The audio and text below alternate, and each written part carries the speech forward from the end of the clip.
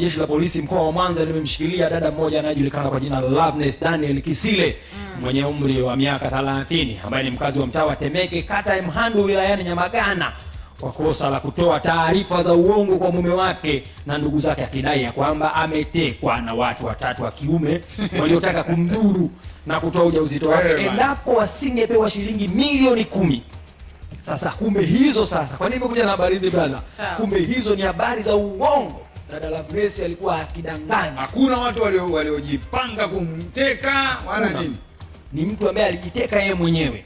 Alijiteka yeye mwenyewe na akawa anampigia simu mumewe kumwambia, bwana, nimetekwa na watu watatu na wanataka kunidhuru na wanataka kudhuru hadi watoto wako waliokuwa tumboni mwangu. Maana alisema na watoto mapacha watatu.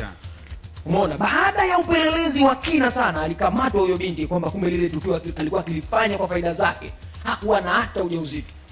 Kamanda wa polisi anasema ya kwamba alipelekwa hospitali baada ya kukamatwa. Ili sasa kule hospitali wakaangalie, je, vile vichanga vitatu wanaosema vimekufa, je, vimekufa kweli?